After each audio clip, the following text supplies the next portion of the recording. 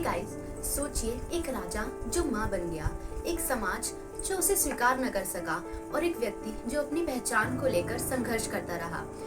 ये कहानी है राजा युवानश्वा की, जो एक अनोखी किस्मत के शिकार हो गए। आपने रामायण और महाभारत की तो कई कहानियां सुनी होंगी, लेकिन ये कहानी आपको शॉक कर देगी।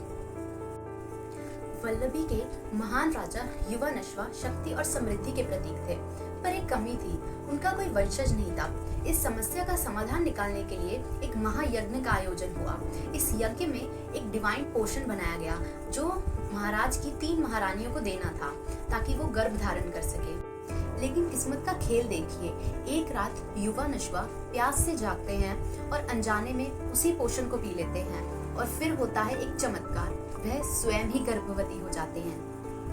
समय बीतता गया और एक दिन उनके शरीर से एक सुंदर पुत्र का जन्म होता है।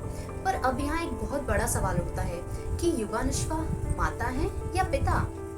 एक पुरुष कभी भी गर्भ धारण नहीं कर सकता, एक राजा माँ नहीं बन सकता, समाज के नियम कभी इसे स्वीकार नहीं करते हैं। राज्य के मंत्री, पुरोहित और योद्धा ये मान ही नहीं पा रहे थे कि एक राजाधिराज भी माँ बन गए। परंतु युवानश्वा अपने पुत्र को लेकर अपने मन में ममता महसूस कर रहे थे। उनके मन में मानो एक जंग सी छिड़ गई थी, एक तरफ राजा होने की जिम्मेदारी और दूसरी तरफ माँ होने की भावना। समाज इस सच को स्वीकार नहीं कर पाता। युवानश्वा अंदर से टूट जाते हैं। राजा होने के बावजूद भी वह अपनी पहचान को लेकर अकेले पड़ जाते हैं। अंत में वह सब कुछ छोड़कर कहीं दूर चले जाते हैं। अब ना वो राजा थे, ना ही एक माँ, वो सिर्फ एक व्यक्ति थे जो अपनी पहचान ढूंढना चाहता है। तो ये कहानी थी एक ऐसे राजा की जो माँ बन गया। अब इस कहानी से हम क्या सीख ले सकते हैं? पहचान सिर्फ समाज नहीं बनाता, आप खुद बनाते हैं। युवानश्वा की कहानी हमें ये बताती है कि जैसा आप महसूस करते हैं वही आपकी असली पहचान होती है। समाज सिर्फ दायरे बनाता है, लेकिन जिंदगी इन दायरों से भी बाहर होती है।